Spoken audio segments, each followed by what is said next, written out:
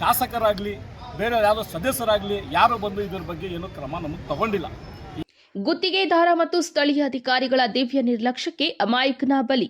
ಕಳೆದ ನವೆಂಬರ್ 2ರಂದು ನಗರದ ಬಿಎಚ್ ರಸ್ತೆಯ ಎಚ್ಡಿಎಫ್ಸಿ ಬ್ಯಾಂಕ್ ಮುಂಭಾಗ ವಿಭಜಕದ ಬಳಿ ಅಳವಡಿಸಲಾಗಿದ್ದ ಬೀದಿ ದೀಪ ಬಿದ್ದು ವಿವಿಪುರಂ ನಿವಾಸಿ ಸಿಕಿಂದರ್ ಖಾನ್ 45 ವರ್ಷ ಎಂಬಾತ ಗಂಭೀರವಾಗಿ ಗಾಯಗೊಂಡು ಆಸ್ಪತ್ರೆಗೆ ದಾಖಲಾಗಿದ್ದರು. ಸೋಮವಾರ ಚಿಕಿತ್ಸೆ ಫಲಕಾರಿಯಾಗದೆ ತುಮಕೂರಿನ ಖಾಸಗಿ ಆಸ್ಪತ್ರೆಯಲ್ಲಿ ಸಿಕಿಂದರ್ ಸಾವನ್ನಪ್ಪಿದ್ದಾರೆ.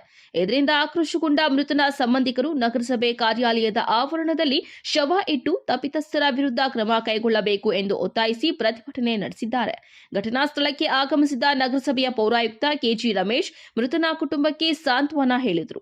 ಬಳಿಕ ಮಾತನಾಡಿದ ಅವರು, ಘಟನಾ ಸ್ಥಳದಲ್ಲಿ ಅಳವಡಿಸಲಾಗಿರುವ ಕಂಬಗಳು 2015-16ರಲ್ಲಿ ಅಳವಡಿಸಿರುವುದು, ಅವುಗಳಿಗೆ ಅಳವಡಿಸಿರುವ ಕೇಬಲ್ಗಳನ್ನು ಕೋತಿಗಳು ಜಗ್ಗಿರುವುದರಿಂದ ಕೇಬಲ್ ತಂತಿಗಳು ಸಡಿಲಗೊಂಡು ವಾಹನಗಳಿಗೆ ಸಿಕ್ಕಿ ಹಾಕಿಕೊಂಡಿರುವುದರಿಂದ ಈ ಅವಘಡ ಸಂಭವಿಸಿದೆ. ಇದನ್ನ ಸರಿಪಡಿಸಲು ಬೆಸ್ಕಾಂ ಅಧಿಕಾರಿಗಳಿಗೆ ಪತ್ರ ಸಹ ಬರೆಯಲಾಗಿದೆ ಎಂದು ತಿಳಿಸಿದ್ದಾರೆ. ಜಿಲ್ಲಾಧಿಕಾರಿ ನೇತೃತ್ವದ ಸಮಿತಿಯೊಂದಿಗೆ ಚರ್ಚೆ ನಡೆಸಿ ಮೃತನ ಕುಟುಂಬಕ್ಕೆ ಪರಿಹಾರ ನೀಡಲಾಗುವುದು ಎಂದು ಹೇಳಿದ್ದಾರೆ.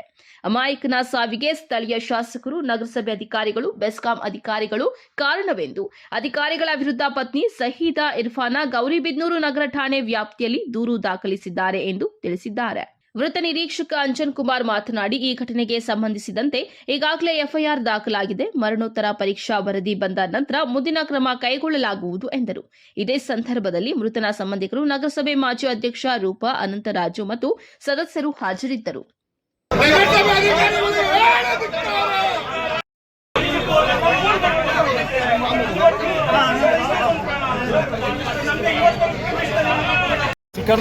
Sikandar Khan as A brother, ನನ್ನ ಬ್ರದರ್, ಕಸಿನ್ ಬ್ರದರು, ಇವತ್ತು ಲೈಟ್ ಪೋಲ್ ಬಿದ್ದು ಅವನು ಎಕ್ಸ್ಪೈರ್ಡ್ ಆದ. ಇದು ಬಿದ್ದಾಗಿಂದ ಸುಮಾರು ಒಂದು ತಿಂಗಳಿಂದ ಪೊಲೀಸ್ ಡಿಪಾರ್ಟ್ಮೆಂಟ್ ಬಿಟ್ಟು ಬೇರೆ ಒಂದು ಶಾಸಕರಾಗಲಿ ಬೇರೆ ಯಾವುದೋ ಸದಸ್ಯರಾಗಲಿ ಯಾರು ಬಂದು ಇದ್ರ ಬಗ್ಗೆ ಏನೂ ಕ್ರಮ ನಮಗೆ ತಗೊಂಡಿಲ್ಲ. ಯಾರು ಬಂದು ಏನಾಗಿದೆ ಅಂತ ನಮಗೆ ಕೇಳಿಲ್ಲ. ಸೆಕೆಂಡ್ ಥಿಂಗ್, ಇವತ್ತು ನಾವೊಂದು ಎಲೆಕ್ಷನ್ ಮಾಡಿ ಒಂದು ಶಾಸಕರಿಗೆ ಆಯ್ಕೆ ಮಾಡ್ತೀವಿ. ಏನಕ್ಕೆ? ಆಸ್ ಎ ಕಾಮನ್ ಪೀಪಲ್ ಆಗಿ ನಾವು ಒಂದು ಶಾಸಕರನ್ನ ಆಯ್ಕೆ ಮಾಡಿದಾಗ ನಿಮ್ಗೆ 76 ಮೀಟಿಂಗ್ ಇರ್ಬೋದು ಸಾಹೇಬ್ರೆ, ಈ ಒಂದು ಓಟಿಂದ ನೀವು ಗೆಲುವು ಇದೆ, ನಿಮ್ಗೆ ಸೋಲು ಇದೆ. ಒಂದು ಓಟಿಂದ ಕರೆಕ್ಟಾ? ಓಟ್ ಬೇಕಾದರೆ ನೀವು ಬೆಳಗ್ಗೆ ರಾತ್ರಿಗೆ ಬರ್ತೀರಾ. ಇವತ್ತು ಒಂದು ತಿಂಗಳಾಯ್ತಲ್ಲ, ನೀವು ಯಾವತ್ತನ ಒಂದು ಪೊಲೀಸ್ ಡಿಪಾರ್ಟ್ಮೆಂಟಿಗೆ ಫೋನ್ ಮಾಡಿ ನೀವು ಇದನ್ನು ಮಾಡಿ ಇದನ್ನು ಮುಂದೆ ಕಾರ್ಯಾಚರಣೆ ತಗೊಳ್ಳಿ ಅನ್ನೋದು ಯಾವುದನ್ನ ಒಂದು ಮಾತು ಬಂದಿದೆ ಶಾಸಕರಿಂದ. ಮಚ್ ಫಾರ್ ಬೆಟರ್ ನಮ್ಮ XMLA ಶಿವಶಂಕರ್ ರೆಡ್ಡಿ ಸಾಹೇಬರು. ನಾನು ಯಾವ ಪಾರ್ಟಿಯಿಂದನೂ ಮಾತಾಡ್ತಾ ಇಲ್ಲ, ಆಸ್ ಎ ಕಾಮನ್ ಪರ್ಸನ್ ಆಗಿ ನನ್ನ ಬ್ರದರ್ ಮೇಲೆ ಆಗಿರೋದನ್ನ ನಾನು ಮಾತಾಡ್ತಾ ಇದ್ದೀನಿ. ಒಂದು ಶಾಸಕರು XMLA ಆದವ್ರು ಫೋನ್ ಮಾಡಿ ಅವ್ರು ಇಷ್ಟೆಲ್ಲ ಮಾತಾಡಿದ ಮೇಲೆ ಇದನ್ನ ಫರ್ದರ್ ಫಾರ್ವರ್ಡ್ ತೊಗೊಂಡ್ರಲ್ಲ, ನಮ್ಮ ಶಾಸಕರು ಎಲ್ಲಿದ್ದಾರೆ?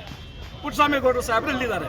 ಇಷ್ಟಾಯ್ತಲ್ಲ, ಒಂದು ಮನೆ ವಿಸಿಟ್ ಕೊಟ್ಟು ಆಯ್ತಮ್ಮ ನಿಮಗೆ ಸಂತಾನ ನಾನು ಕೊಡ್ತಿದ್ದೀನಿ, ಹಿಂಗಾಗಿದೆ, ನಾವು ಕೊಡೋಣ ಮಾಡೋಣ ಅನ್ನೋದು ಒಂದು ಆಗಿಲ್ಲ ಅಂದ್ರೆ ಅವ್ರು ಶಾಸಕರಾಗಿ ಇದ್ದು ಏನು ಪ್ರಯತ್ನ?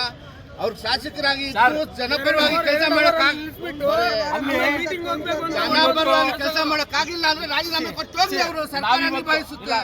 ಅವ್ರು ಆಯ್ಕೆ ಮಾಡಿರೋದು ಜನಪ್ರತಿನಿಧಿ ಆಗಿ ಜನಪರವಾಗಿ ಕೆಲಸ ಮಾಡಕ್ಕೆ, ಅವ್ರು ಮೀಟಿಂಗ್ಗಳು ಮಾಡ್ಕೊಳಕ್ಕಲ್ಲ. ಜನಪ್ರತಿನಿಧಿ ಯಾವುದೇ ಪರ್ಸನಲಿ ದ್ವೇಷ ಸಾಹೇಬರ ಮೇಲೆ ಇಲ್ಲ. ನಮ್ಗೆ ಅವ್ರ ಡೆತ್ ಆಗಿದೆ ಅಲ್ವಾ, ಅವ್ರ ಕೈಯಿಂದ ಒಂದು ವಿಡಿಯೋ ಮಾಡಿಸಿದ್ದೀವಿ ಸರ್.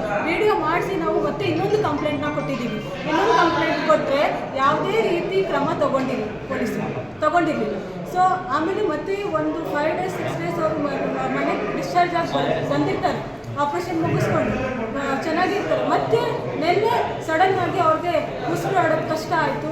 ಮತ್ತೆ ಕರ್ಕೊಂಡು ಹೋದರೆ ಅಲ್ಲಿ ಅವ್ರಿಗೆ ಇವಾಗ ನಗರಸಭೆ ಜೊತೆ ಅಧಿಕಾರಿಗಳ ಜೊತೆ ಏನೆಲ್ಲ ಚರ್ಚೆ ಆಯಿತು, ಏನೇನಂತರ ಬಗೆಹರಿಸಿದ್ರು ಏನು ಅಂತ ಅವ್ರ ಅಧಿಕಾರಿಗಳು ನಮಗೆ ಪ್ರಾಮಿಸ್ ಮಾಡಿದ್ದಾರೆ ಸರ್. ಏನೇನಿದೆ ಅದೇ ನಾವು ಆದಷ್ಟು ಮ್ಯಾಕ್ಸಿಮಮ್ ಮಾಡಿಕೊಡ್ತೀವಿ ನಿಮಗೆ ಅಂತ, ಒಂದು ಜಾಬ್ ಕೊಡ್ತೀವಿ ಅಂತ ಹೇಳಿದ್ದಾರೆ. ನಮ್ಮ ಅಕ್ಕ ಅವ್ರಿಗೆ, ಯಾಕಂದರೆ ಅವ್ರಿಗೆ ಯಾವುದೇ ಸ್ಕಿಲ್ ಇಲ್ಲ, ಸೆಕೆಂಡ್ PU ಓದಿದ್ದಾರೆ. ಅವ್ರ ಮಗ ಆಟಿಸಮ್ ಇದೆ, ಡೌನ್ ಸಿಂಡ್ರೋಮ್, ಒಂದು ಬಿಹೇವಿಯರ್ ಥೆರಪಿ ಕೊಡಿಸ್ಬೇಕಿತ್ತು.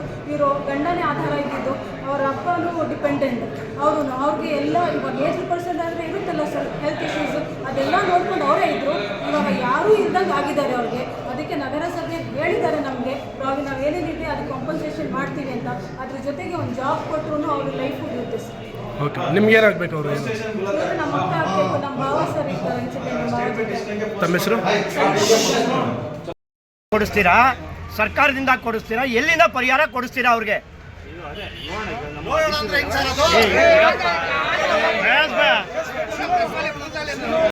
ಕಾನೂನು ನನಗೂ ಇದೆ ಕಾನೂನು, ಅಲ್ಲಿ ಸತ್ತಿರೋ ನಾನಾದ್ರೂ ಅಷ್ಟೇ, ನನಗೂ ಅದೇ ಕಾನೂನು, ಬೇರೆ ಇರಲ್ಲ.